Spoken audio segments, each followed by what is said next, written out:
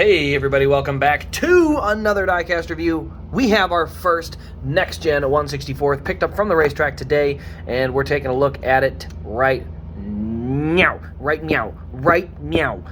Anyway, so we're taking a look at it. We're going to see what the new boxes look like and just kind of going through and getting a feel for what we're looking at for the rest of the year and kind of throughout the next, I guess, new generation of cars. So you can see right first, we got Next Gen 2022 season, ages 4+, Cup Series, and Ryan Blaney. Over here you can see Ryan Blaney, number 12's Menards Libman 2022 Mustang Limited Edition NASCAR logo as well.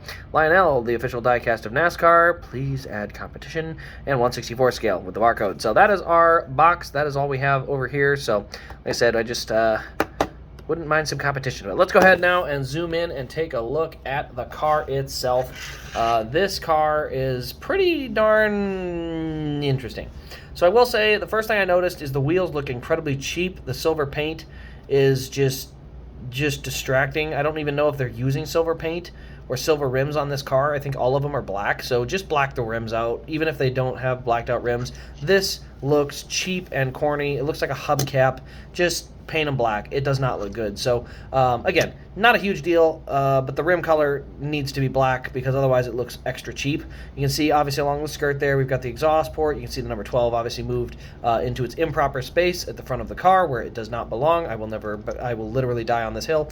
Ryan Blaney up there on the name rail. You also have the new windshield position, Blaney, up there on the left side of the windshield. We don't really have a slot for where they were supposed to have that air valve or their air intake, so it just says Ford and Blaney, but it is correct. There you can see what it looks like on the front end. You've got the Mustang front end, kind of the unique molding to it, and then you can see it actually has that raised splitter. Or does it? No, it's actually pretty flat. It does have a slight raised splitter. You can kind of see it there. I guess this is a better angle. Actually, it's pretty flat. I thought it was going to be taller, but it's pretty flat. That splitter is not a huge difference, but it's supposed to be taller in the middle or have a bigger gap. But you can see it is a thicker splitter in the middle. So you see the splitter is actually thicker in the middle than it is on the edge. It's supposed to actually come up. They just happen to leave the splitter flat and then have it there. So you can see Libman cleaning since 1896. Ford emblem is mediocre, I guess. Could be better. See the air intake there. We got our Ford Mustang logos. The hood vents are up there on the hood as well. We got Goodyear, and then a little bit of gray down there on the splitter. Number 12, Menards, Libman. You can see that big, tall spoiler, like freaking huge spoiler back here. All of those Menards sponsors. We got Blaney on the rear window, Menards on the rear bumper, and then we got the green stripe, the Ford license plate, and there you can see the diffuser. You can see how rounded the rear bumper is, very rounded rear end here. You can see also how much and how wide the wheel well is, just comparatively. There you go. You can see how wide the rear wheels are. It's kind of a narrow car, and then it kind of puffs open around the wheel wells.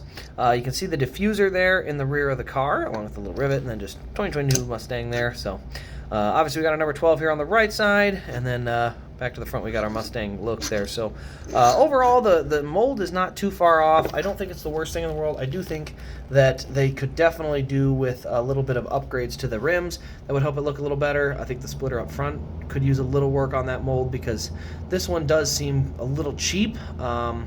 As I said, I get it. They're 1/64th. They're not the biggest deal in the world, but as I said, I would like to have that splitter corrected. I think that'd be a nice touch. The rims being black would be a nice touch, and maybe, fingers crossed, we'll have a chance at getting some metal chassis versions of this with the rubber tires. That'd be really cool. I have not heard anything if those are being made or not, so fingers crossed we get lucky, but until then, I guess we'll hold our breath. But let me know what your guys' thought on the Next Gen 1/64th is. Let me know if you noticed anything special or unique that I didn't point out in the review here as well. Turn on the bell, subscribe, all that fun jazz. Thank you all for watching. This has been Race Craze, and if you're interested in this car, by the way, you can check it out on the eBay page. I just bought it so I could do the video, and then I obviously have other cars coming in, so you can check it out and be one of the first to have the Next Gen car. It'll be sitting over there, so linked in the description, all that junk. So anyway, thanks guys, and we'll see you in the next Diecast review.